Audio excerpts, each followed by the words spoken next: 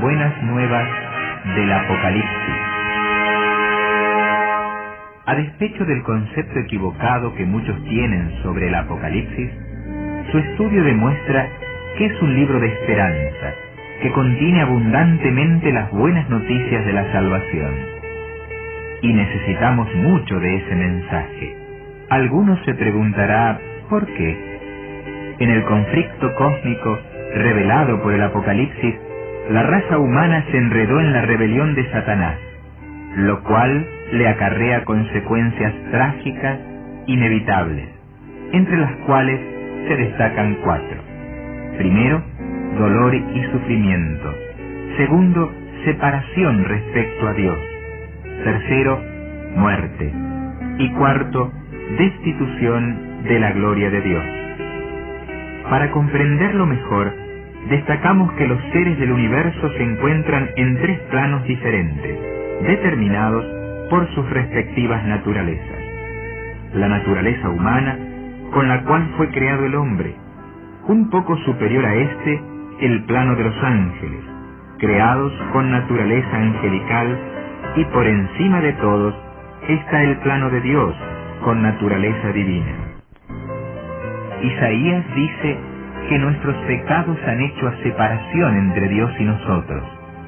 Han abierto un abismo tan terrible que todos los hombres juntos no podemos superar por 2 motivos principales.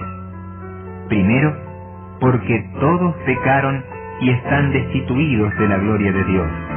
Y segundo, porque no alcanzamos el plano de la naturaleza divina para tender el puente sobre el abismo. El problema del pecado debe ser resuelto en el plano de la divinidad, pues estando muertos en delitos y pecados, era necesario el poder del Creador para darnos nueva vida. Los ángeles, como seres creados, no pueden hacerlo. La única alternativa de salvación era que Dios descendiese hasta el hombre cubriendo el abismo. Y eso es lo que hizo Jesús. En un acto de amor incomprensible para la mente humana, se encarnó y nació de la bienaventurada Virgen María. Por ser Dios, alcanzaba el plano de la divinidad, y al hacerse hombre, descendió al plano de la humanidad, constituyéndose en el único puente real que une los 2 extremos del precipicio. Los santos apóstoles y profetas y todos los demás que vivieron vidas santas nos pueden enseñar acerca del puente Cristo Jesús, pero no tienen la estatura divina como para ser puentes ellos mismos. Solo Jesús es el camino, la verdad y la vida. Recordemos que todo el que se salve será salvado por Jesús. No hubo un plan de redención para el Antiguo Testamento y otro para el Nuevo, pues San Pedro declara en su primera epístola que el plan ya estaba trazado desde antes de la fundación del mundo.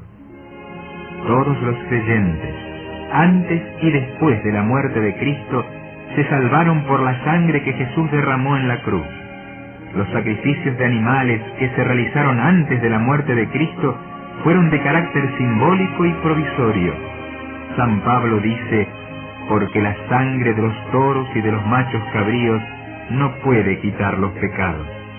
Y San Juan escribió, y Él es la propiciación por nuestros pecados, y no solamente por los nuestros, sino también por los de todo el mundo. Y la sangre de Jesucristo, su Hijo, nos limpia de todo pecado. San Pablo nos revela que Jesús es Dios que se encarnó, y dice que hay un solo mediador entre Dios y los hombres, Jesucristo hombre.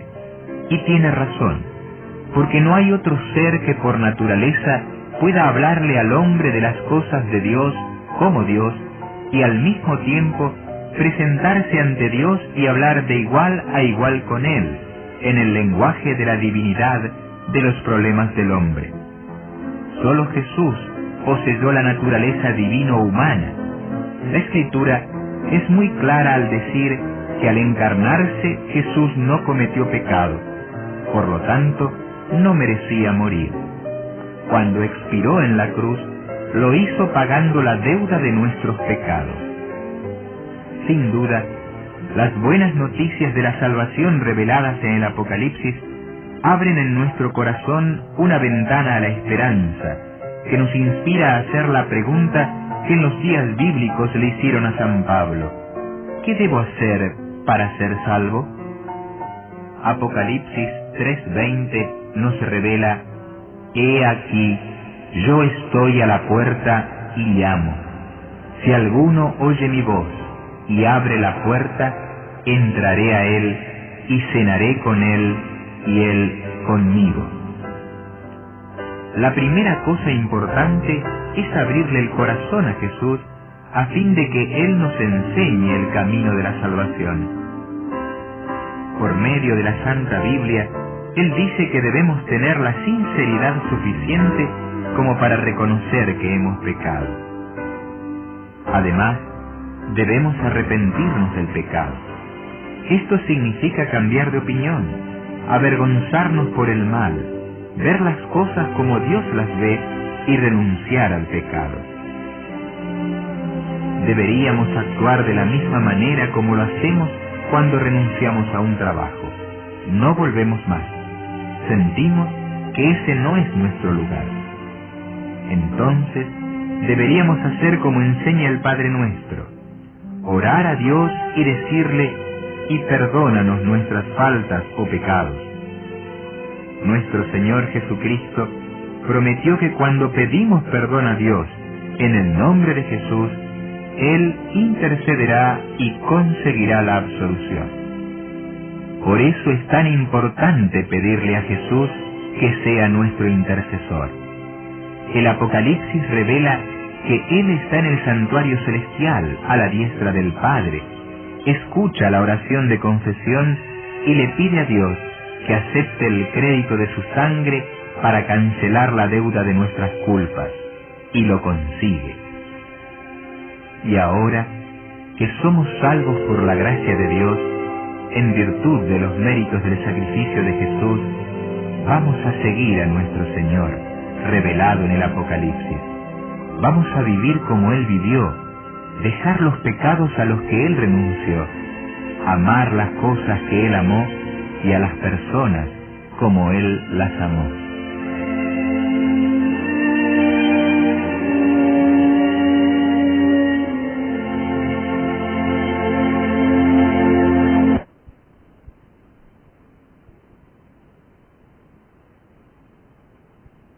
A creer profundamente en ti, y ayúdanos también a poner todos nuestros problemas en tus manos. Y esta noche que vamos a estudiar un tema tan significativo como es el de las promesas del Apocalipsis, queremos pedir que el Espíritu Santo, cumpliendo la promesa que tú hiciste, oh Señor, sea nuestro Maestro en esta noche.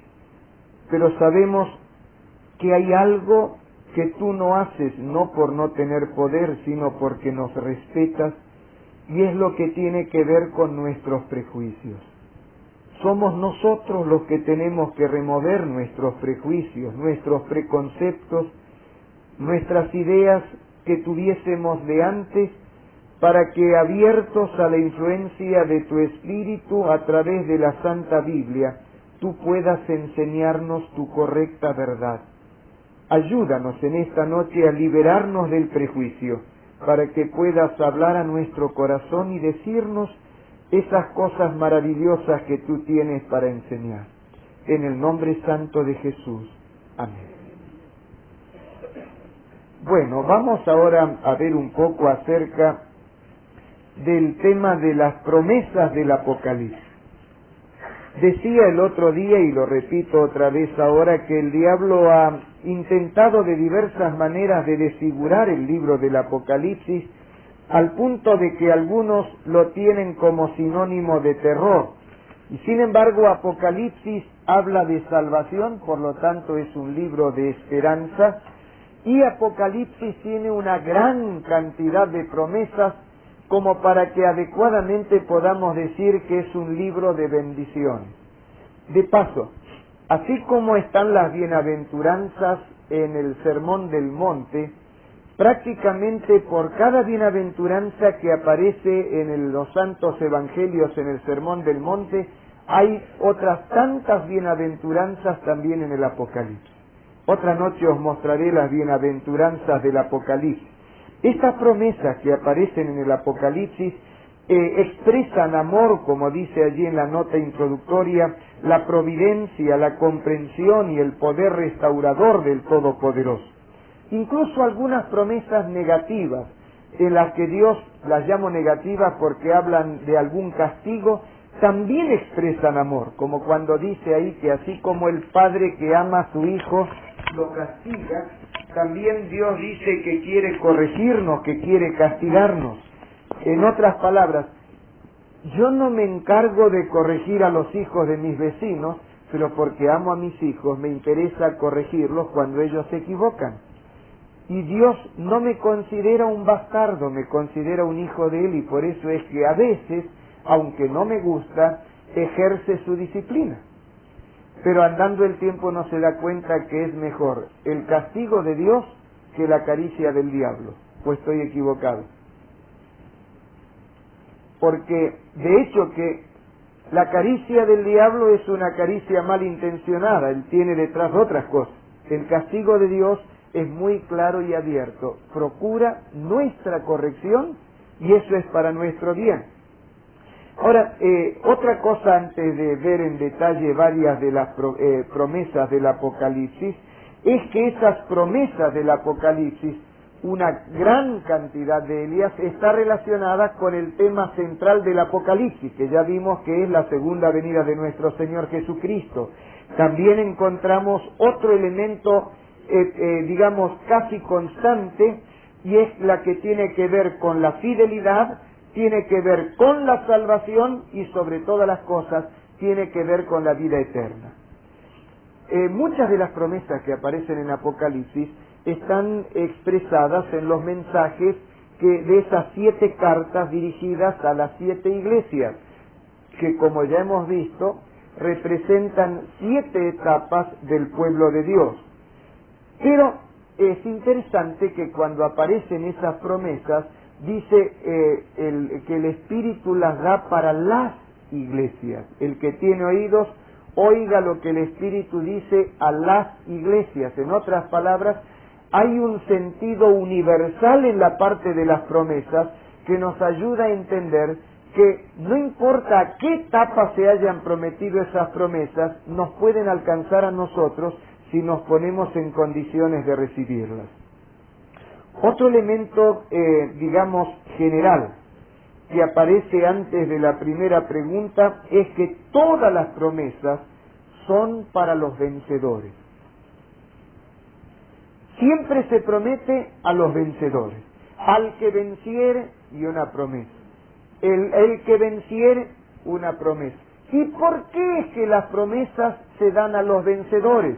Recordáis que Apocalipsis nos revelaba la existencia de un conflicto cósmico por el control de la mente, en el cual Satanás, que se rebeló contra Dios y se autocorrompió, se pone en contra de Dios.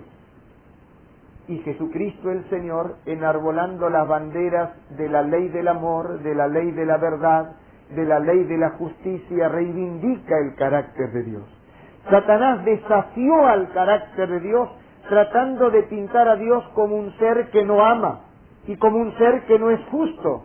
Pero en la cruz del Calvario, Jesucristo reivindicó el amor y la justicia de Dios. La misericordia y la justicia se unen en la mano del crucificado. De manera entonces que todas las promesas son para los vencedores, pero vencedores en relación a ¿qué? Vencedores en ese conflicto cósmico, en la lucha contra el mal, en la lucha contra Satanás. No olvidéis eso. Todas las promesas del Apocalipsis son para los vencedores. Y a menos que entendamos el gran conflicto de los siglos entre el bien y el mal, no le extraeremos todo el sentido profundo y maravilloso que tienen esas promesas que el Señor hace en Apocalipsis. Pero vamos a comenzar con la pregunta número 1. Busquemos en la página 1157. Página 1157, en el último capítulo de Apocalipsis, y como Apocalipsis es el último libro de la Biblia, pues es también el último capítulo de la Biblia. Notad allí lo que dice: ¿qué dará el Señor a los vencedores cuando Él venga? Profesor Calonge, capítulo 22, versículo 2. He aquí yo vengo pronto y mi galardón conmigo para recompensar a cada uno según sea su obra. Vengo pronto, vamos a completar. He aquí que yo vengo pronto y mi galardón conmigo para recompensar a cada uno según fuere su obra. Aquí tenemos una hermosa promesa para aquellos que luchamos y luchamos en la vida cristiana, y por ahí viene un momento de desánimo porque nos parece y para qué seguir, y que tropezamos y que caemos y que tenemos problemas, y el diablo que primero nos hace la zancadilla, después susurra al oído: la vida cristiana no es para ti, viste que caíste de nuevo. ¿Para qué vas a probar de nuevo? Dime una cosa, ¿cuántas veces le dijiste a Dios que no ibas a pecar más? ¿Y pudiste cumplirlo? Eso será para los santos, será para otros, pero no es para ti. Así actúa el diablo. Primero nos hace la zancadilla y después nos pone el pie encima de la cabeza y dice: quédate allí, ¿para qué te vas a levantar? Pero el Señor dice que viene pronto para recompensar a cada uno según fuere su obra.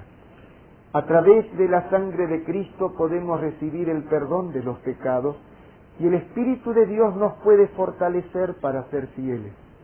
No te desanimes, es cuestión de volver a levantarte y luchar de nuevo. Porque el Señor tiene una promesa, la promesa de vida eterna para aquellos que son fieles. Hace un tiempo me enteré el caso de un abogado de una posición económica muy sólida, pero que no era feliz porque por desgracia su hijita había perdido la vista. Podéis imaginaros lo que él hizo. Buscó cuanto especialista encontró, y cuando se le acabaron en la ciudad fue a otras ciudades y comenzó a averiguar. Se recorrió Europa, Norteamérica, los lugares donde hubiera centros prestigiosos. Prácticamente gastó su fortuna detrás de intentos, y cuando ya parecía que estaba todo perdido, se enteró de que había un especialista que estaba haciendo verdaderos milagros quirúrgicos con ciegos. Claro, no todos son casos solucionados, pero ¿por qué no probar una vez más? Y allá se fueron con su esposa en busca de esa su última esperanza. El médico, después de hacer todos los estudios pertinentes, dijo: aunque no está todo a favor, podemos probar. ¿Alguna esperanza queda? Entregaron en un acto de fe a la niñita en las manos de ese especialista y él operó. Ahora venía la ansiedad de poder esperar los días hasta quitarle las vendas de los ojos. Y el día, lógicamente, llegó también. Ahí estaba la habitación de esa clínica en una semipenumbra. La única luz que entraba era por los postigos dejados así de exprofeso, apenas entreabiertos, pero que a través de ellos se podía ver un poco de las maravillas de ese día primaveral que hacía galas de toda su plenitud, con la hermosura de las flores, los pájaros, canoros, etcétera. Pero para los padres de esa niña nada de eso interesaba. Y allí el especialista con calma fue quitando las vendas. Y cuando quitaron la última venda, la niña quedó sin hablar, con la mirada rígida a través de esa pequeña abertura que había. Y el padre se desmoronó en su desesperación. Esta niña no habla. Esta niña ni parpadea. Fracasamos una vez más. Pero de pronto la niña, que no parpadeaba, estaba así por lo absorta que estaba en lo que veía a través de esa rendija. Estaba viendo, aunque angostita la rendija, un poco de la hermosura de ese día primaveral. Y entonces dice: papá, mamá, ¿es este el cielo? Era tan lindo lo que veía que pensaba estar en el cielo, pero no estaba todavía, no. Imaginad lo que será cuando podamos ver, como dice San Pablo, lo que ojo no vio, ni oído oyó, ni ha subido en imaginación de hombre, eso que Dios ha preparado para los que le aman y le temen.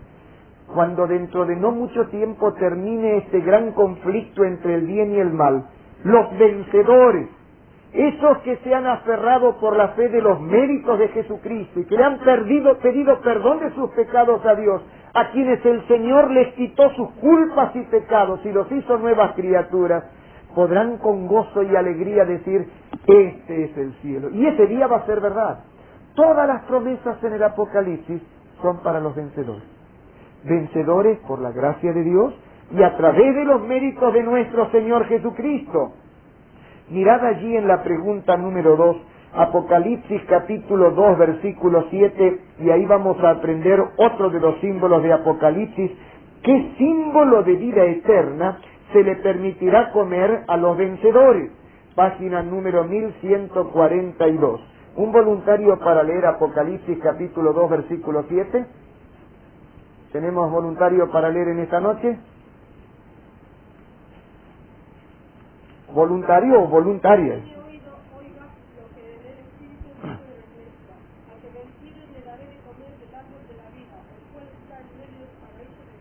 Al que venciere, eso dice el Señor a las iglesias, le daré a comer, podéis completar, del árbol de la vida.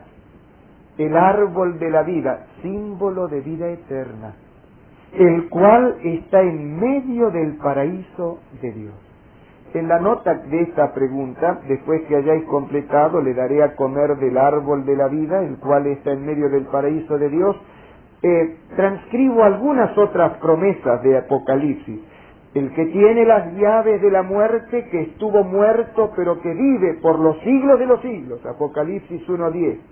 Que abre y ninguno cierra, Apocalipsis 3:7, promete restablecer la vida perdida cuando entró el pecado. Y allí menciono cómo el árbol de la vida aparece 6 veces en la Biblia.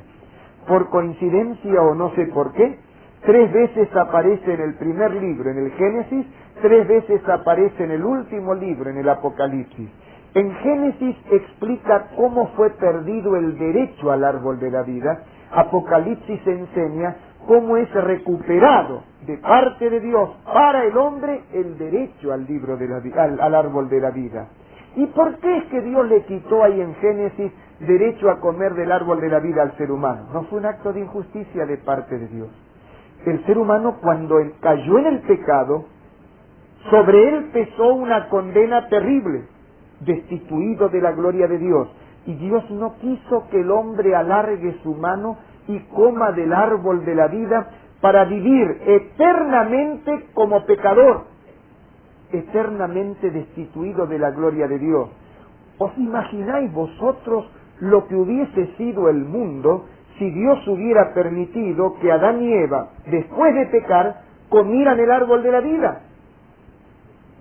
Eternamente enfermos, eternamente depravados, eternamente delincuentes. Terrible hubiera sido el mundo.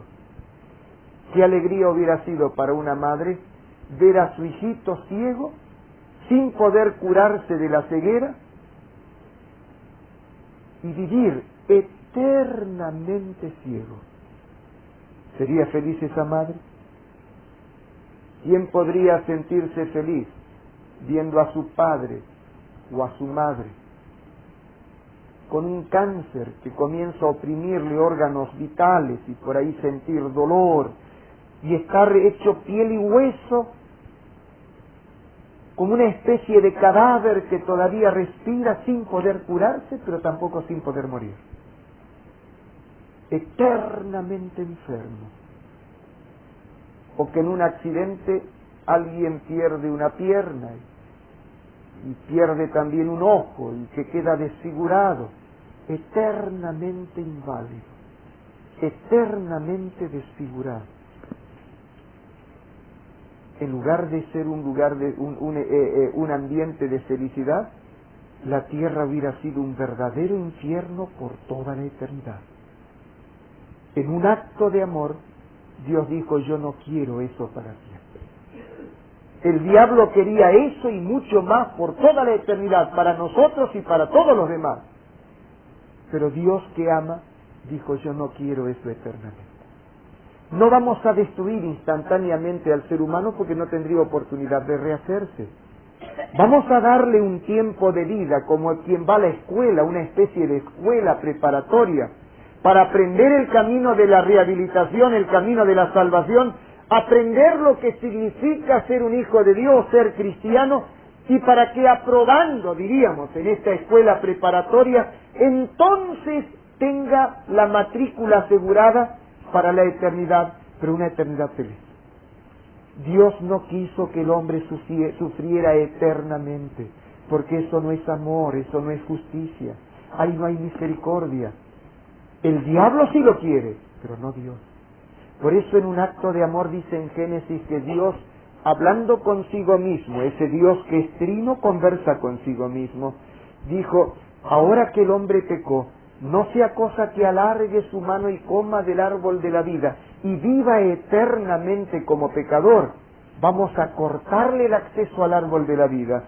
Y Dios saca al ser humano del Edén y coloca un querubín para impedir que el hombre, o dos querubines, coma del árbol de la vida y viva eternamente como pecador. Fue un acto de amor. Pero Apocalipsis revela la otra etapa de ese acto de amor. Así como dice en Apocalipsis 1:5, que lo estudiamos el otro día, que nos amó y con su sangre nos lavó de nuestros pecados, habiéndonos comprado con su sacrificio y limpiado nuestros pecados con su sangre, y haciéndonos aptos para la vida eterna a través de la salvación en Cristo, dice que en Apocalipsis, ahora redimidos por la sangre de Cristo, hechos nueva criatura, tendremos derecho a acceso al árbol de la vida, porque así sí quiere Dios la eternidad. Redimidos, con derecho a la felicidad. ¿Va quedando claro? Ahí en la nota, hacia el final de la nota, menciono que las promesas a los vencedores que aparecen al fin del mensaje a las restantes iglesias también están relacionadas con la vida eterna. Y cito varias, pero quiero que leamos 2:17 especialmente. Profesor Calonge, Apocalipsis 2, versículo 17, por favor. El que tiene oído, oiga lo que el Espíritu dice a las iglesias. Al que quisiere, daré a comer del maná escondido y le daré una piedrecita blanca, y en la piedrecita escrito un nombre nuevo, el cual ninguno conoce sino aquel que lo recibe. Ahí tenemos, gracias, tenemos otros símbolos de vida también para analizar. Al que venciere dice que le daré a comer del maná escondido. ¿Qué era el maná? ¿Recordáis vosotros qué era el maná? ¿Qué era el maná? Cuando el pueblo de Israel estaba peregrinando del Egipto rumbo a la tierra prometida y no tenía que comer, Dios le daba el maná, que se lo llama pan de ángeles. El maná no era algo que ellos sembraban, cultivaban, ni molían, ni cocían, sino que era pan dado por Dios, el alimento de Dios en forma directa para ellos. Y aquí aparece el maná escondido que comerán los vencedores. Bueno, como recuerdo de esa época cuando Dios los alimentó. Aunque el maná, quien no madrugaba para juntar, salía el sol y se derretía. Dios los alimentaba, pero no quería haraganería. Es igual que con el mandamiento del sábado. 6 días trabajarás, pero el sábado se lo vas a dedicar a Dios. Dios quiere que trabajemos también. Entonces, el sábado Dios les da, el viernes les daba doble, para el viernes y para el sábado, dice en Éxodo 16, después podréis leerlo. Y el que no juntaba doble ese día, pasaba hambre el sábado. Pero cuando ya llegaron a la tierra que Dios les prometió, no hubo más maná. Cuando llegó el momento en que se podía trabajar, había que trabajar. La Biblia dice, comerás el pan con el sudor de tu frente. Tenemos que aprender a ser laboriosos y responsables. Pero antes de llegar ahí, Dios les indicó que juntasen una porción de maná para ponerla dentro del arca al lado de las tablas de los 10 mandamientos. De allí viene la figura el maná escondido. Allí, en ese arca, símbolo del trono de Dios, donde estaban puestas las tablas de piedra, base del gobierno de Dios, su santa ley. Por eso es tan importante respetar la ley de Dios, y Dios no considera buen cristiano ni inocente al que se rebela contra la ley, porque así como todo gobierno basa sus actos de gobierno en la ley, en la Constitución, los 10 mandamientos son como la Constitución del gobierno de Dios. De esa Constitución emanan otras ordenanzas después, pero ninguna ordenanza puede sustituir a la Constitución. Las ordenanzas tienen que armonizar con la Constitución. Todas las ordenanzas de la Iglesia tienen que armonizar con los 10 mandamientos, la Constitución del gobierno de Dios. Junto con las tablas de piedra, Constitución del gobierno de Dios, estaba un recipiente con el maná, escondido allí, símbolo que de Dios viene el alimento, la vida, etc. Ahora, interesante, acá aparece el maná escondido, pero ese maná escondido, el pan que viene de Dios, en realidad era símbolo de Jesús. Por eso en San Juan capítulo 6, después que Jesús había realizado el milagro de la multiplicación de los panes y de los peces, les dijo: vosotros venís porque os di de comer. Jesús desparramó a los que tomaron la religión con interés de negocio. Dijo: esa no es motivación para la religión. Venís por los panes y por los peces. Pero lo que vosotros necesitáis, dice Jesús, es recibirme a mí en profundidad, como el que come y bebe. Tenéis que comer y beber, comer mi carne, beber mi sangre. Yo soy el pan vivo, dice Jesús, descendido del cielo. Y tenéis que nutrir vuestra alma con mis doctrinas y aceptar mi vida, mi justicia, como el que come el pan. Ese maná era símbolo de Jesús. Tenemos que alimentar diariamente nuestro corazón con Cristo Jesús. Él es el que da vida a nuestro corazón. La vida depende de Él. Pero también aparece allí la piedrecita blanca. ¿Qué querrá decir eso? Sabéis vosotros que hay por lo menos 3 cosas ligadas con la piedrecita blanca que los hechos de la historia contemporánea, al momento en que se escribió Apocalipsis, nos ayudan a entender mejor. Los jueces tenían una piedrecita blanca y una negra. Juzgaban a una persona, y si el juez largaba la piedrecita negra, símbolo de condena, estaba condenado. Si el juez soltaba de su mano la piedrecita blanca, significaba absolución. Por otro lado, los esclavos, cuando eran libertados, solían recibir una piedrecita blanca donde estaba escrito su nombre, símbolo de libertad. Y a veces el dueño que lo libertaba, en función de sus rasgos, su carácter, le cambiaba el nombre, escribía un nombre nuevo, y ahí iba el esclavo. Ahora ya no era más esclavo, ahora gozaba de libertad, libre por la misericordia del amo, del dueño, con su piedrecita blanca. Pero también había un tercer sentido, y es que cuando los gladiadores llegaban a ganar 15 veces en las competencias, les otorgaban como trofeo una piedrecita blanca, símbolo de honra y también de libertad. Ahora ya no era más un gladiador condenado a luchar. Había obtenido 15 victorias, era libre. Y Apocalipsis presenta para el que venciere el privilegio de alimentarse de Cristo, el maná escondido, símbolo de vida eterna, porque Cristo es el camino, la verdad y la vida. También símbolo de la honra del vencedor y símbolo del perdón. Absueltos, libertados del pecado por haber recibido el maná escondido. Cristo Jesús, habiendo aceptado a Cristo como Salvador, como resultado de haber devorado con ansiedad y con deseo la vida de Cristo y haber hecho a Cristo nuestro y nosotros de Cristo, recibimos por ese mismo hecho la piedrecita blanca, símbolo de absolución, perdón del pecado, símbolo de libertad, la honra de ser libres en Cristo Jesús. ¿Notáis cuántas cosas hermosas presentan las promesas de Apocalipsis? Y pensar que algunos leen rápido el libro de Apocalipsis y dicen, hay un montón de símbolos, no entendí nada. Es que dice la Escritura que la bienaventuranza es para los que leen, los que oyen y guardan.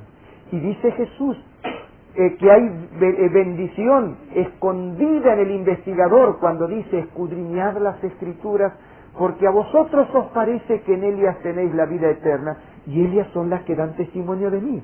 Hay que escudriñar la Biblia, hay que investigarla, no como el que pasa rápido mirando, sino como el que cava hondo, como el que está trabajando como minero en una mina, y trabaja y transpira y no se desanima y sigue cavando, y descubre una veta y comienza a explotarla, y detrás de él ya cava y hay otra veta y cada vez más.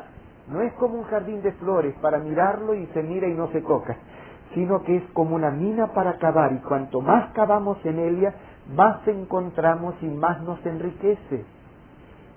Y Apocalipsis tiene una verdadera mina de promesas. Vamos a avanzar un poquitito más porque me estoy entusiasmando y ya otras veces me pasó que después tengo que ir rápido en cosas también importantes. La pregunta 3, a pesar de ser el Todopoderoso, ¿cómo revela Dios su comprensión y ternura? Notadlo allí en la página 1043, en el versículo 17. Cuando le vi, caí como muerto a sus pies. Y él puso su diestra sobre mí, diciéndome, no temas, yo soy el primero y el último. Amor y misericordia de parte del Eterno. No temas.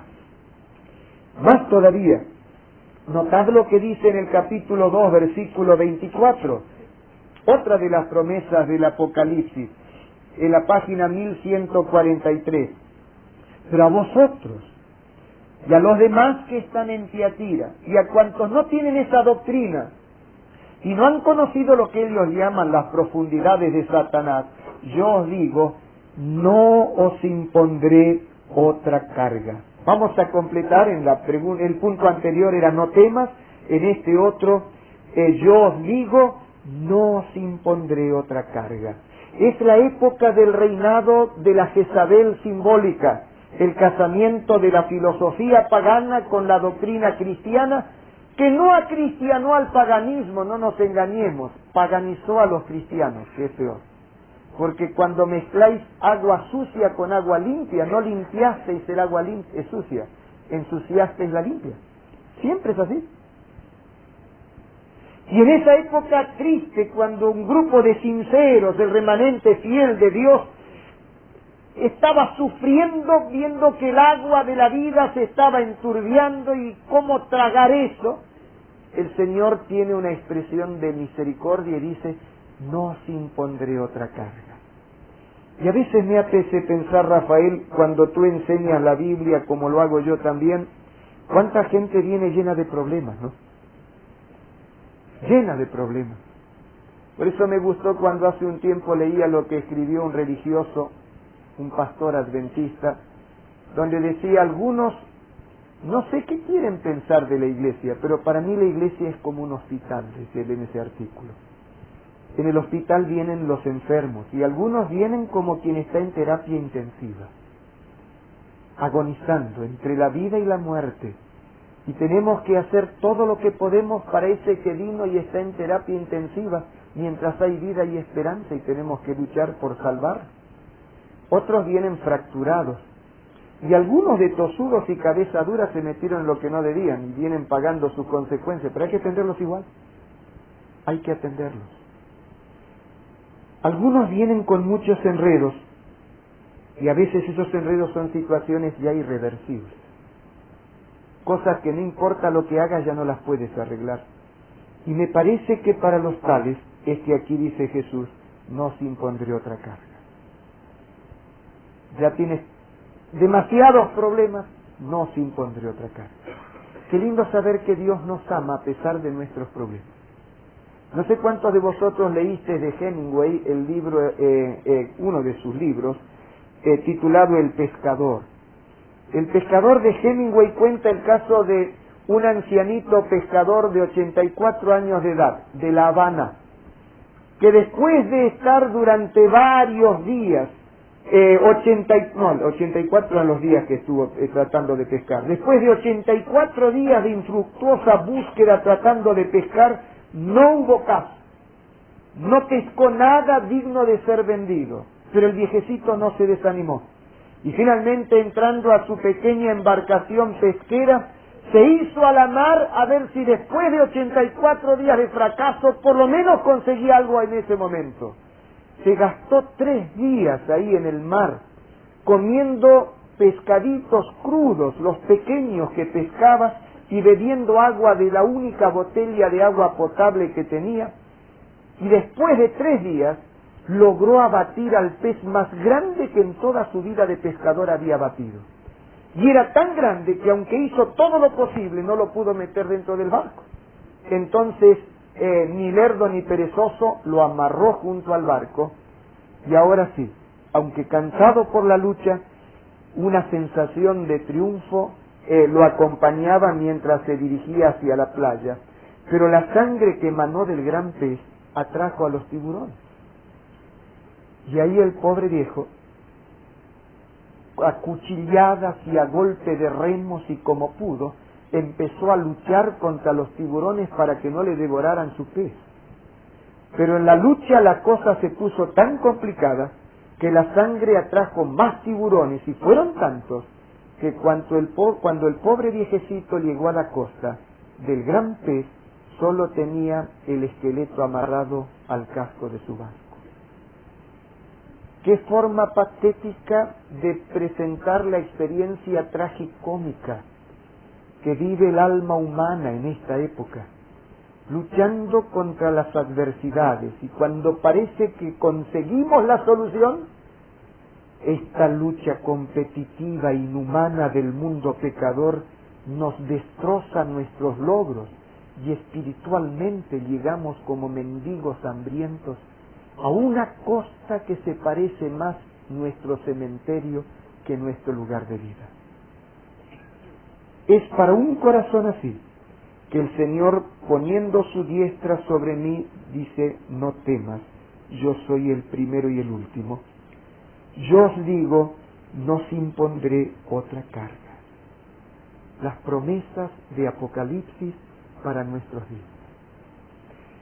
Y notad lo que dice todavía, y que puede servir en función de lo que contaba de Hemingway, en el capítulo 3, el versículo 10, donde dice: por cuanto has guardado la palabra de mi paciencia, yo también te guardaré de la hora de la prueba que ha de venir sobre el mundo entero, para probar a los que moran en la tierra. Has guardado la palabra de mi paciencia. Vamos a anotar allí: yo también te guardaré de la hora de la prueba. Quiere decir que a pesar de todo, se puede ser fiel, porque el Señor promete acompañarnos. Y notar qué interesante en el capítulo 2, versículo 28, una que no está allí, pero que la agrego. Me lees, por favor, Rafael. ¿Qué es lo que nos dará en esta hora oscura de prueba el Señor? Capítulo 2, versículo 28. Y le daré la estrella de la mañana.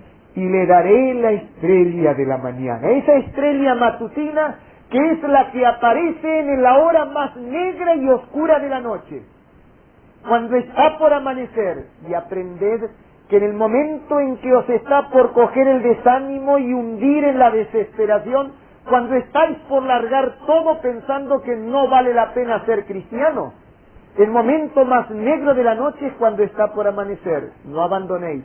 Por algo dice Apocalipsis: sé fiel hasta la muerte y te daré la corona de la vida. Y Jesús ya había dicho: el que perseverare hasta el fin, este será salvo. Pero no solo tu perseverancia, en la parte más negra y oscura de la noche de las pruebas, no solo el Señor Jesús dice: no os impondré otra carga, no solo dice: te guardaré de la hora de la prueba, sino que se te presenta como la estrella de la mañana. Es en la hora más oscura de tus problemas cuando el Señor viene para iluminarte y promete aparecer allí como tu guía y tu compañía.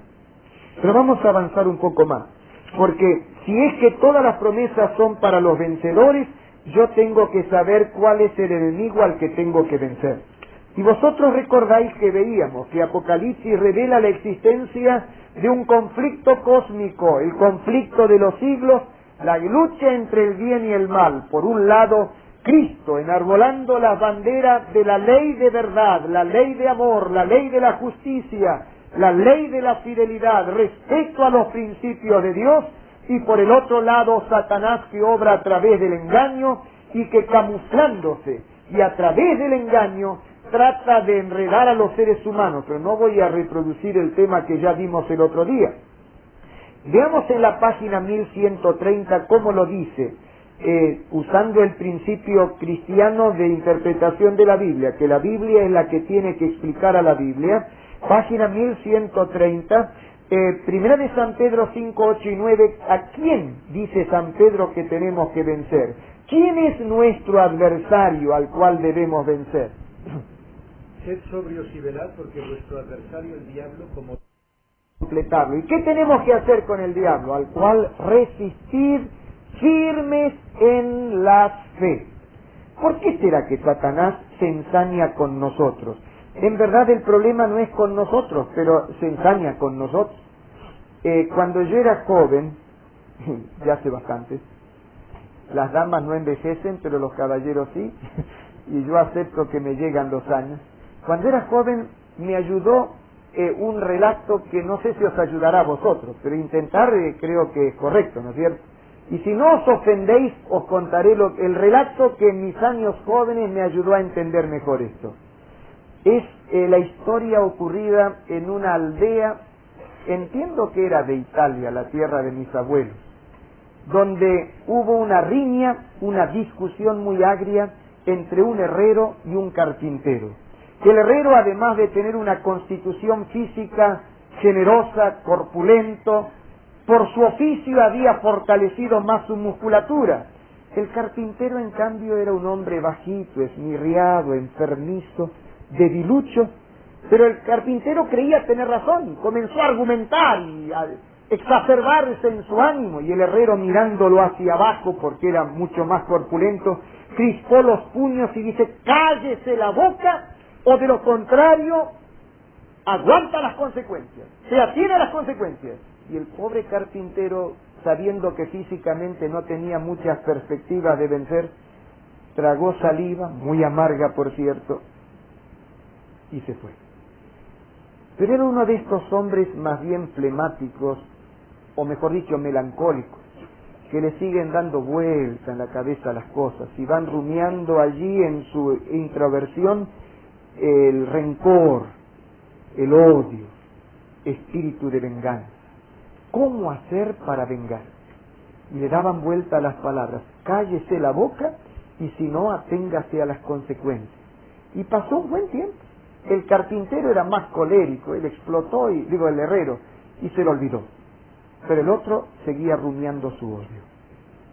Y un día, en las afueras de la aldea, vio venir a la hijita del herrero, una niña de pocos años, inocente.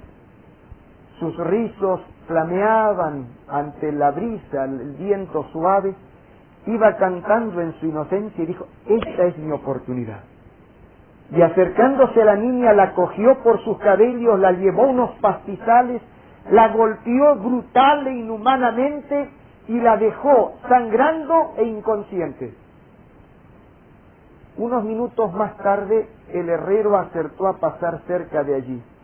La niña comenzaba a reaccionar y el herrero sintió unos gemidos, y como era un hombre bondadoso, arrebatado pero bondadoso, guiándose por el oído, trató de llegar al lugar de donde venían los gemidos para ayudar a esa criaturita que estaba allí gimiendo. ¿Y cuál no fue su sorpresa y desesperación cuando vio que era su hijita? Cogiéndola en sus brazos, desesperado mientras corría para buscar auxilio médico, le preguntaba: hijita, ¿qué pasó? ¿Qué ocurrió? ¿Quién fue? Y con sus últimas fuerzas la pobre niña balbuceó el nombre del carpintero. ¿Por qué pensáis vosotros que el carpintero trató así a la criatura? ¿El problema era de él con la criatura? ¿Con quién era? Con el padre, pero él sabía que cada golpe asestado sobre esa criaturita era una puñalada clavada en el corazón del padre. Y Satanás sabe cuánto nos ama Dios.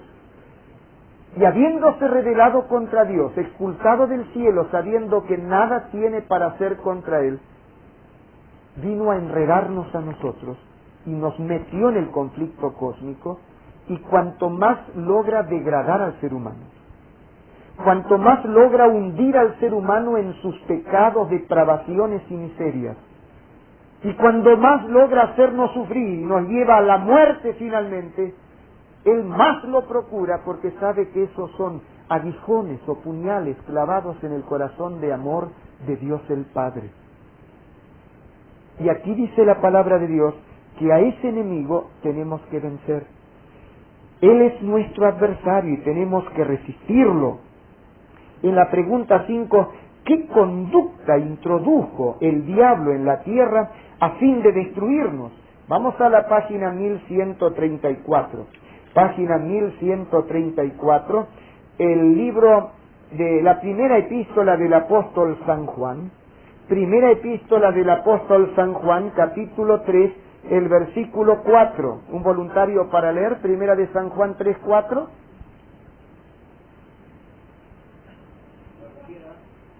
El caballero, sí, cualquiera. Cualquiera que hace pecado, traspasa también la ley, pues el pecado es transgresión de la ley. El pecado es, ¿qué cosa? Transgresión de la ley. O sea, cada vez que conscientemente transgredimos, o sea, desobedecemos la ley de Dios, eso es cometer pecado. Pecado es eso, dice ahí. Y vosotros diréis, bueno, pero ¿cómo? Pues está bien, sí, el diablo está detrás de eso. Pero no solamente que el diablo está detrás de eso. ¿Quién quiere leer un versículo que es para preocupar? El versículo 8. Capítulo 3, versículo 8. Un voluntario para leer ahora el versículo 8. Sí, el que practica el pecado. Sí. El que practica el pecado es el diablo, porque el diablo peca desde el principio. Para esto apareció el Hijo de Dios, para deshacer las obras del diablo. Gracias. Conflicto. El diablo nos lleva a pecar. Pecar es desobedecer la ley de Dios. El que practica el pecado, o sea, practica la desobediencia de la ley, no es cristiano, dice ahí que es del diablo. Y en ese conflicto aparece el Hijo de Dios para deshacer las obras del diablo. Quiere decir que el tema de la ley es un tema importantísimo en el conflicto, porque determina de qué lado estamos, si somos cristianos o si somos del diablo. El diablo nos engañó, el diablo nos amarró, nos llevó al pecado. Ahora viene Cristo a cortar esas cuerdas, a deshacer las obras del diablo, para recuperarnos para Dios. ¿Va quedando claro? ¿Para cuántos va quedando claro? ¿Puedo ver las manos? Por eso cuando algunos a veces minimizan la desobediencia a los mandamientos de la ley de Dios y se enojan conmigo porque yo los subrayo, es porque no conocen esto que acabamos de leer, porque si no le darían más importancia todavía que la que yo le estuve dando. Permitidme, dice un refrán, que un cuadro vale más que 1000 palabras. No sé si es verdad, pero permitidme, hoy estuve haciendo este dibujo pensando en que ganaríamos tiempo para ver el contraste en este conflicto. Y vamos a repartirnos varios versículos para ganar tiempo. A ver la mano de un voluntario para buscar en la página 994. ¿Quién quiere buscar en la página 994? ¿Puedo ver las manos? Vamos a repartirnos los versículos para ser rápido. La señora allí. Otro voluntario para buscar la página 1149. Usted. La de la 994 es San Juan 15:10. La de 1149 Apocalipsis 12:17. Entonces, quien leyó el versículo 8 recién me va a leer después también otra vez porque vamos a tener que leerlo de nuevo. Voluntario para buscar en la página 1130. Eloísa, Primera de Pedro 5, 8 y 9.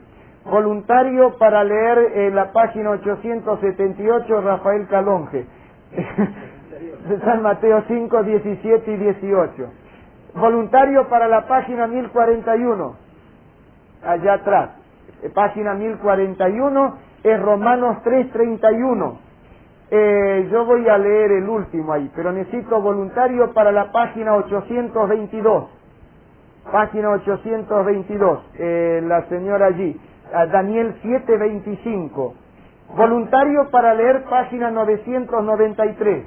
Es un lindo versículo, tú lo vas a leer. San Juan 14, versículo 15. Creo que hemos repartido todos. Yo voy a buscar el mío también, de Apocalipsis 12, 17.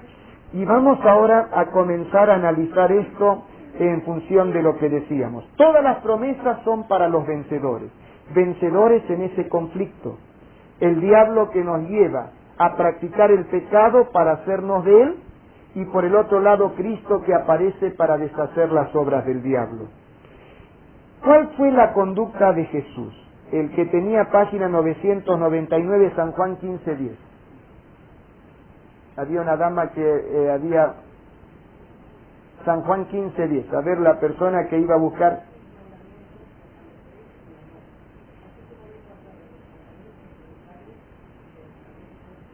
¿Qué hizo Jesús con los mandamientos del Padre? Los guardó. Jesús guardó la ley, permanece en el amor. En contraste con la conducta de Jesús, que guardó la ley, ¿cuál es la conducta del diablo? Primera de San Juan capítulo 3, versículo 4 y 8. La persona que había leído hoy. Sí. Primero el 4. Sí.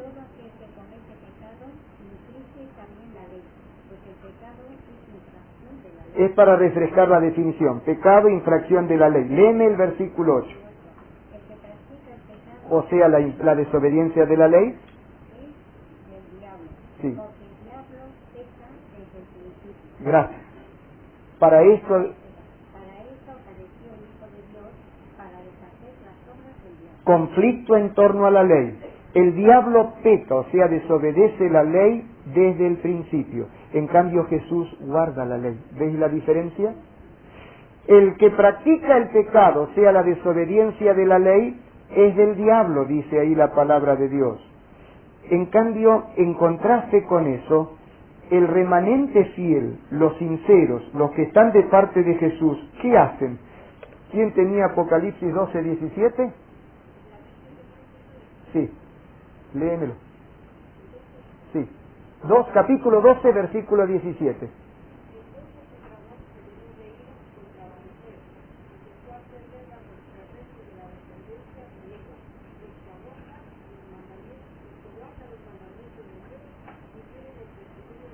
Gracias. Guardan los mandamientos de Dios y son cristianos, tienen el testimonio de Jesucristo. O sea, los de Jesús guardan los mandamientos de Dios. Los que no lo guardan no son cristianos, están del otro lado.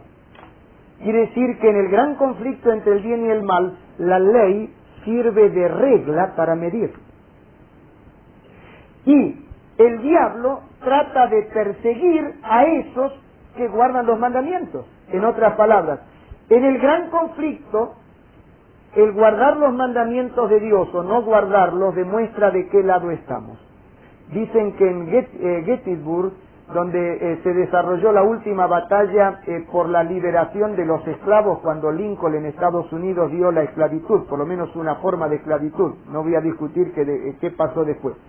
Pero dicen que una muchacha entró entre las tropas del ejército de Lincoln con un atizador de carbón que se usa para las estufas en la mano y estuvo como 2 horas amarreando el atizador en medio de las tropas de los soldados. Al último acabó la batalla y afortunadamente no la hirieron.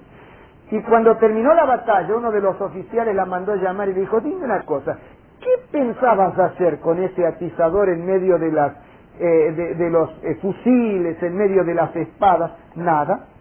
¿Pensabas que ibas a herir a alguien? No. ¿Y para qué viniste? Es que yo quería demostrar de qué lado estaba. En otras palabras, identificación. Quería demostrar de qué lado estaba.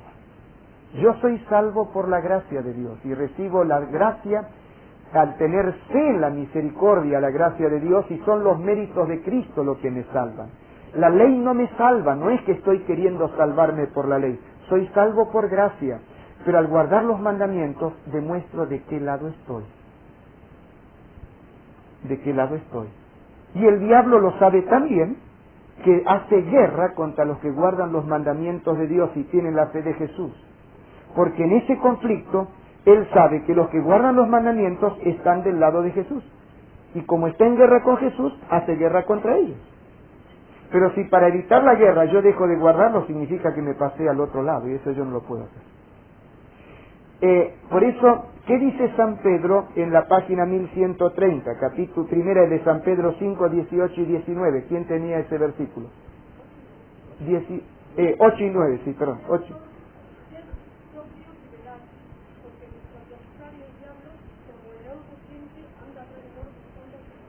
Él trata de devorar, pero no solamente trata de devorar a los que guardan los mandamientos de Dios, que aparece en la última parte, hace guerra a los que guardan los mandamientos de Dios y tienen la fe de Jesús. Hay otra cosa que él trataría de hacer. El que tenía en la página 822, Daniel 7, 25. Sí, 25.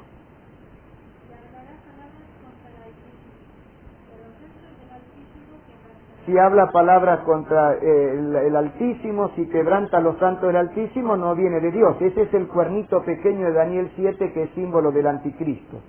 Fijaos la obra que iba a hacer el anticristo, además de hablar palabras contra el Altísimo y hacer guerra contra el pueblo de Dios, ¿qué cosa iba a hacer? Sigue leyendo. Pensará en cambiar los tiempos y la ley. El cambio de la ley de Dios, la profecía clara, que es un plan que no viene de Dios, sino del que iba a perseguir a los santos del Altísimo y que iba a llegar a hablar contra el Altísimo. El anticristo iba a pensar cambiar la ley. En contraste con esto, a ver Calonge en San Mateo 5, 17 y 18, ¿qué es lo que dijo Jesús? ¿Jesús vino a cambiar la ley? San Mateo 5, 17 y 18. No penséis que he venido para cambiar la ley o los profetas, no he venido para cambiar sino para cumplir. Así que el anticristo pensaría en cambiar la ley. Jesús no vino a abrogar, no vino a cambiar la ley. Y autorizó que la cambie la iglesia después del 18, ¿qué dice Rafael? Porque de cierto os digo que hasta que pasen el cielo y la tierra, ni una jota ni un tilde pasará de la ley hasta que todo se haya cumplido. O sea, hay que guardarla al pie de la letra, ni una letra ni un signo se puede cambiar. Ahí está el conflicto. El cambio de la ley planeado por Satanás. El de parte de Cristo no vino a cambiarla y no autoriza a cambiarla. Bueno, pero somos salvos por la fe, ¿o no es verdad? Sí, somos salvos por la fe. ¿La fe entonces no anula la ley? Eso mismo pregunta San Pablo, y aprendí que conviene no tener prejuicios. En lugar de decir lo que me parece, hay que ir a investigar a la palabra de Dios. En Romanos 3:31, la página 1041, San Pablo plantea la pregunta y él da la respuesta. Y cuando la Biblia da la respuesta, para mí es palabra de Dios. ¿Quién tenía Romanos 3:31?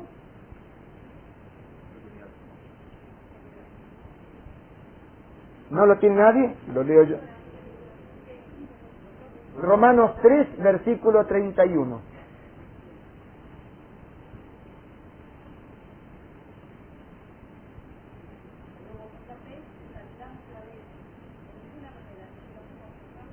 Gracias. San Pablo pregunta, luego por la fe invalidamos la ley y él no lo deja librado a nuestro criterio. Él plantea la pregunta y remacha violentamente con una conclusión que es tan categórica que no entiendo quién podría animarse a discutirla. Él dice, en ninguna manera.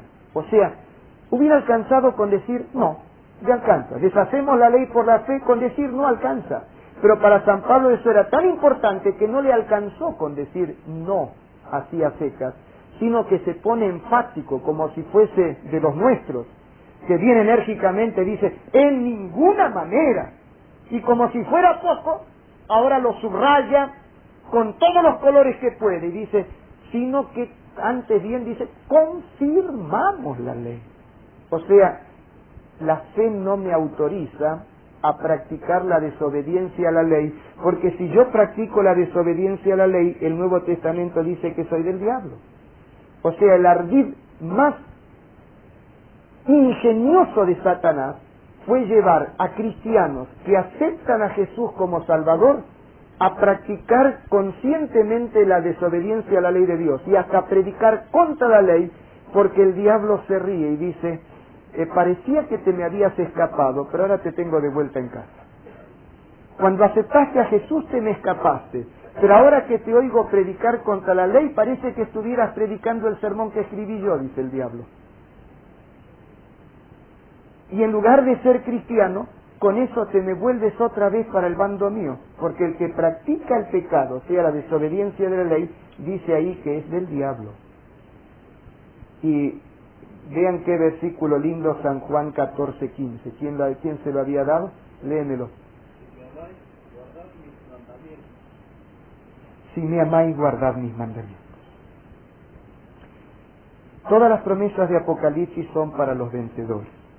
Vencedores en el conflicto entre Cristo y Satanás. Satanás, el diablo, peca, según el Nuevo Testamento, desobedece la ley. Y el que practica la desobediencia de la ley, practica el pecado, dice San Juan, es del diablo, está del lado de él.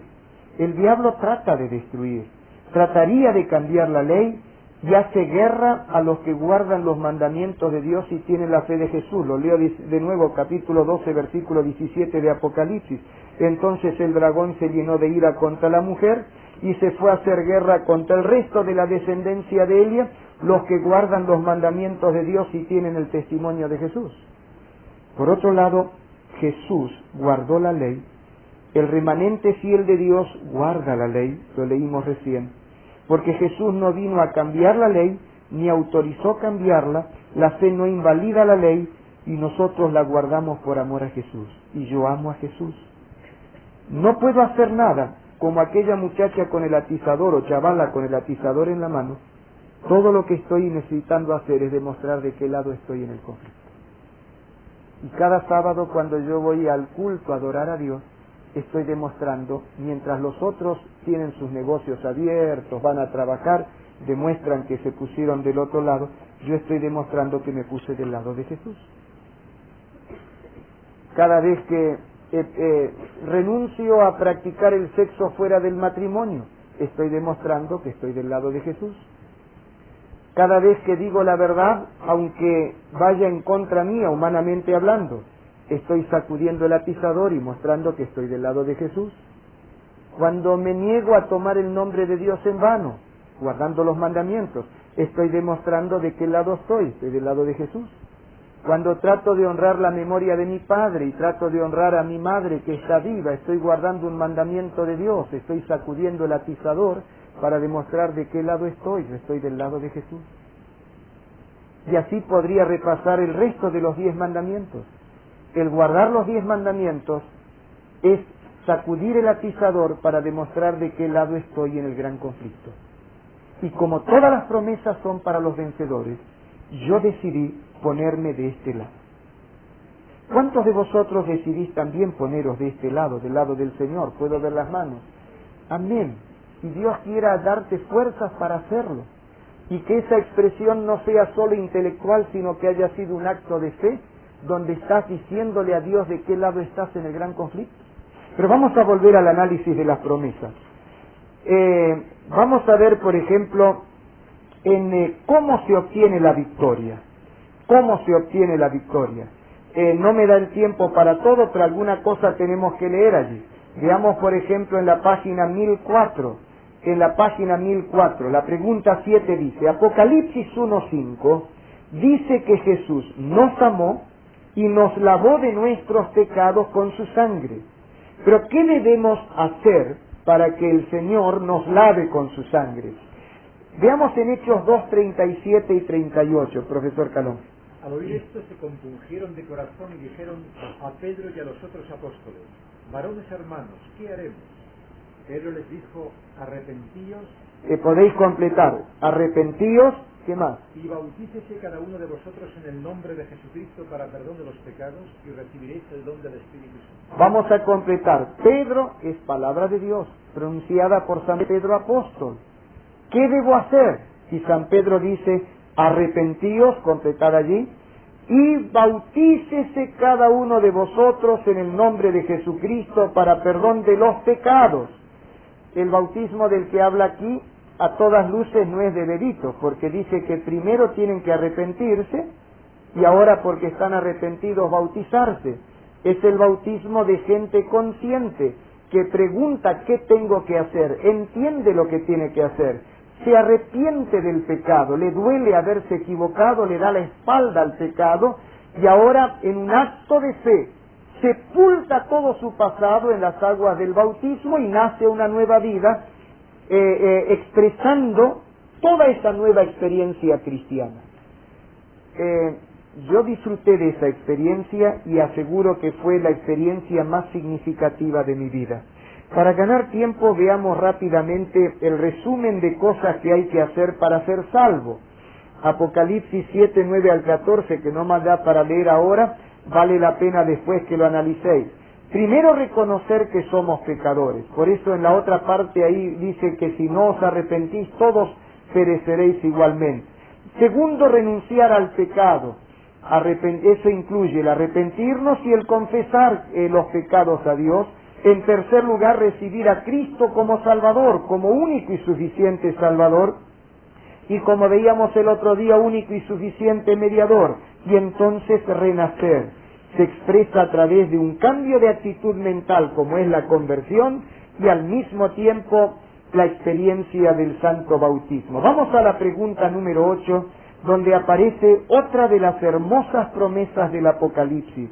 En la página 1157, en el libro de Apocalipsis, el capítulo 22, versículo 17, la pregunta 8, ¿qué promesa nos demuestra que la salvación es gratuita y que se la recibe por la fe en Jesús? Notad qué lindo cuando dice ahí, y el Espíritu es Espíritu con mayúscula, es el Espíritu Santo, y la esposa con mayúscula. ¿Quién representará a la esposa en las profecías, el símbolo? ¿A quién? La iglesia del Señor, la iglesia de Cristo. Es la que guarda los mandamientos de Dios y tiene el testimonio de Jesús, porque así la define Apocalipsis 12:17. El Espíritu y la esposa dicen, ven. Y el que oye, diga ven. Y el que tiene sed, venga. Y el que quiera, tome del agua de la vida gratuitamente. Qué hermoso. Dios no es un comerciante que venda la salvación. No dice si quieres salvarte, paga. Dice, cree. El Espíritu Santo en esta noche también, sin duda, está influenciando sobre nuestros corazones. Y el Espíritu Santo, además de hablar a través de lo que está escrito ahí en Apocalipsis, quiere sensibilizarte para que aceptes el regalo de la salvación. Y como uno que lo escuchó primero y que ahora se une al Espíritu Santo para hablar, porque aquí dice, el Espíritu y la esposa dicen ven, y después dice, y el que oye, ahí entro yo.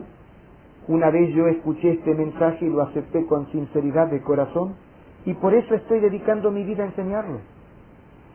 Y el que oye, diga ven. Entonces, en cumplimiento de la instrucción de Apocalipsis, yo quiero en esta noche invitarte a que aceptes el regalo de la salvación que Cristo ofrece. Porque aquí hay una promesa y es palabra de Dios.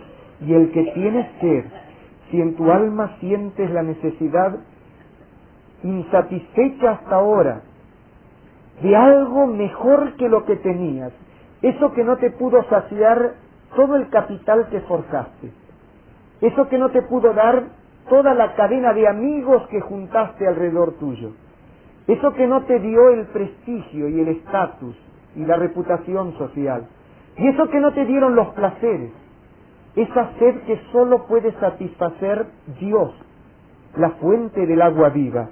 Si tú sientes esa sed, aquí dice, y el que tiene sed, venga, y el que quiera, tome del agua de la vida gratuitamente. Yo te invito en esta noche, así como dice la palabra de Dios, para que aceptes a Dios, para que aceptes a Cristo como tu Salvador personal. Y para que le pidas en una plegaria en la intimidad de tu alma, que Jesús entre allí para arreglar todo lo que tenga que ser arreglado y que te dé esa paz del alma. Acéptalo en tu corazón, acéptalo de veras. La justicia de Cristo dada por gracia al creyente es representada en los símbolos de Apocalipsis por ropas o vestiduras blancas. Un ejemplo lo tenemos en Apocalipsis 7, 9, 13 y 14. Los que acompañan a Cristo están vestidos de ropas blancas, los cuales han lavado sus ropas y las han emblanquecido en la sangre del Cordero. Apocalipsis 7, 14. Hay preciosas promesas de vida eterna para quienes lavan sus ropas en la sangre de Cristo. Apocalipsis 22, versículo 14, 3, 4, 5. Si tú te has sentido sucio por la manera como manejaste tu vida, si tú sentiste tu interioridad embarrada y manchada por el lodo del pecado, este es tiempo de aceptar las promesas de Apocalipsis, el regalo de la salvación, Cristo queriendo lavar tu vida espiritual y vestirte de blanco. Vestirte de blanco. En otras palabras, regalarte su justicia. La pregunta 9, ¿qué declaración inspirada por Dios demuestra que el arrepentimiento y la fe deben ir acompañados por un cambio de vida? No da el tiempo, aunque tengo 10 minutos, pero quiero avanzar un poco más. Ahí dice, arrepentíos y convertíos, para que sean borrados vuestros pecados. Arrepentimiento es dolor por entender que hemos ofendido a Dios. Una especie de vergüenza, de dolor interior, saber que nuestros pecados fueron un insulto a Dios. El pecado, objetivamente hablando, es desobediencia de la ley de Dios. Pero tratando de entender la verdadera naturaleza del pecado, en el marco del conflicto entre el bien y el mal, pecado es rebelión contra Dios. Detrás de toda desobediencia consciente y voluntaria de alguno de los mandamientos de Dios, se esconde la rebelión. Es la voz del gran rebelde de Satanás que se manifiesta a través de tu acción de desobediencia a la ley de Dios. Pecar es como escupirle en la cara a Dios.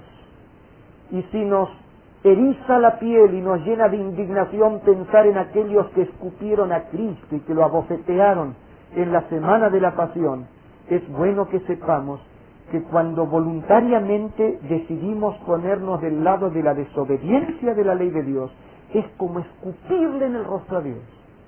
Arrepentimiento es sentir dolor y vergüenza por haberlo hecho. Y conversión es un cambio de vida. Como aquellos que en educación física en el colegio recordarán que iban marchando y cuando se decía conversión había que dar una media vuelta completa y avanzar para el otro lado. Los que están en el ejército saben, van avanzando, conversión, derecha, a dar la vuelta. Bueno, dice a la izquierda, dice al revés. Pero es que para el otro lado iba a chocar por ahí. No importa para qué lado, pero dale la espalda al pecado y avanza hacia Dios. Antes de la conversión, yo iba practicando los pecados y me parecía que no tenían mucho de malo, aunque me molestaba por allí. Estaba yendo hacia la ruina, la perdición. Eso era un darle la espalda a Dios. Conversión es ahora darle la espalda al pecado y comenzar a caminar hacia Dios. Necesitamos arrepentirnos y convertirnos para recibir las bendiciones del perdón y de la salvación. Y mira en Apocalipsis capítulo 3, el versículo 5, la hermosa promesa que aparece. Página 1143. Página 1143. ¿Me la lees, Rafael? El que venciere será vestido de vestiduras blancas, y no borraré su nombre del libro de la vida, y confesaré su nombre delante de mi Padre y delante de sus santos. ¿Cuántas promesas juntas que hay allí? Son para los vencedores. En primer lugar, al que venciere, el que venciere, dice, será vestido de vestiduras blancas. El Señor, ¿recordáis la parábola del hijo pródigo? Llegó harapiento y el padre dejó fuera los harapos y mandó ponerle el mejor manto de la casa, símbolo del perdón y de la justicia de parte de Dios. Cristo quita los harapos de nuestras excusas y de nuestras obras infructuosas por tratar de arreglar las cosas. Y la primera cosa que me promete aquí es vestirme de blanco, de su justicia. Segunda cosa, no borraré su nombre del libro de la vida. Hoy te has vuelto como el hijo pródigo. No te vayas más de la casa de Dios. Y el Señor dice que no va a borrar tu nombre del libro de la vida. Es una expresión simbólica de Apocalipsis para decir, te prometo la vida eterna. Como le dijo al ladrón de la cruz cuando se arrepintió, estarás conmigo en el paraíso. Y confesaré su nombre delante de mi Padre y delante de los ángeles de sus ángeles. Está prometiendo ser mi intercesor. Yo lo acepto, yo pido perdón de mis pecados, y ahora Jesús se presenta ante el Padre y dice, Padre, Daniel me aceptó, él es de los míos. Ahora yo vengo a pedirte que tú pases por alto sus culpas, porque está arrepentido. ¿Y qué hacemos con sus pecados? Padre, allí tienes en el banco de la gracia el depósito de mi sangre. Coge de mi crédito y transfiérelo en la cuenta de Daniel para cancelar su débito. Y él me defiende y me confiesa como de él delante del Padre. Y lo hace abiertamente delante de los santos ángeles de Dios. Los seres humanos sentimos muchas veces la tentación de jactarnos de nuestras buenas relaciones. Humanamente hablando, podría jactarme de alguna relación. Sé lo que significa estrechar la mano de autoridades de diversos países. Tuve la satisfacción de estrecharle la mano al presidente João Figueiredo. El general Figueiredo fue presidente de Brasil, son 140 millones de habitantes de ese país. Tengo la satisfacción de tener una fotografía estrechándole la mano al vicepresidente de Brasil, en el tiempo de Figueiredo, el ingeniero Chávez. Tuve la satisfacción de estar en una cena especial junto con una cantidad de invitados cuando el presidente Alfonsín dio una recepción especial para el presidente actual de Brasil, el presidente José Sarney. Y ahí estábamos en medio de esa fiesta junto con mi esposa. Qué lindo que es hablar de esas cosas, ¿no es cierto? Algunos a veces dicen, yo soy primo del cuñado, del concuñado, del primo segundo, de un amigo del secretario del presidente del gobierno. Si de alguna manera podemos engancharnos, pero esas son vanidades y nada más que vanidades. Jesús no tiene nada de qué jactarse al confesarme delante de su Padre.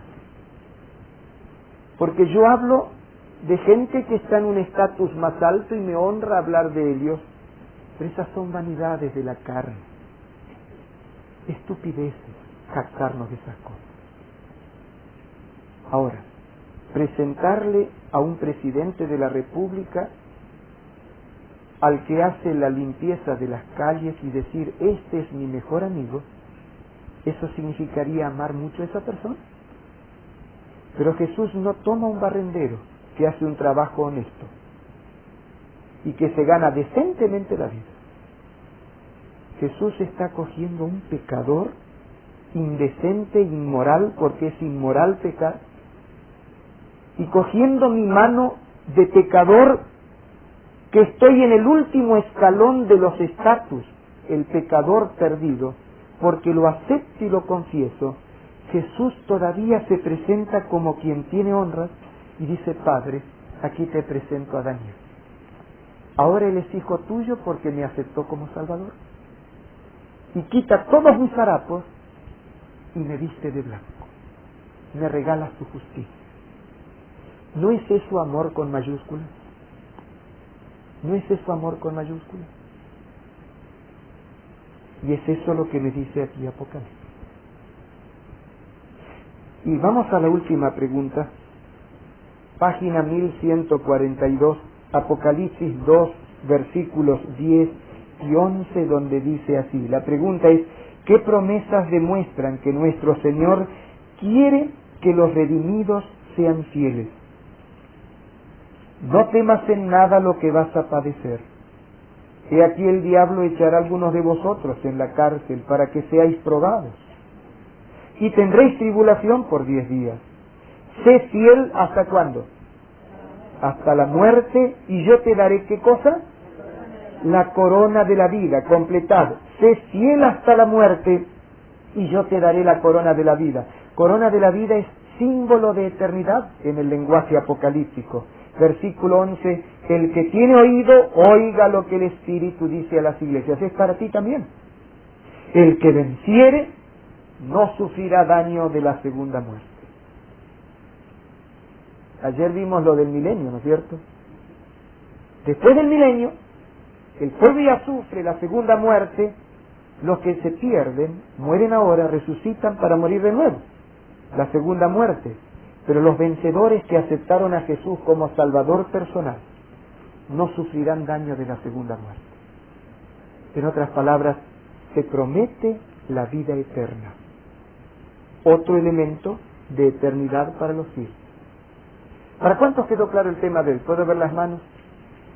Os animo a leer con amor el Apocalipsis. No temáis al Apocalipsis, es un libro de esperanza, es un libro de bendición. Es el libro en el cual Jesucristo se autorrevela y abre todos los tesoros de su misericordia para nosotros. Pero vamos a hacer nuestra decisión. Sugiero respetuosamente una decisión aquí. Está escrita: creo en las promesas del Señor, y vosotros creéis. Él dice: al que tuviere sed, yo le daré gratuitamente de la fuente del agua de la vida.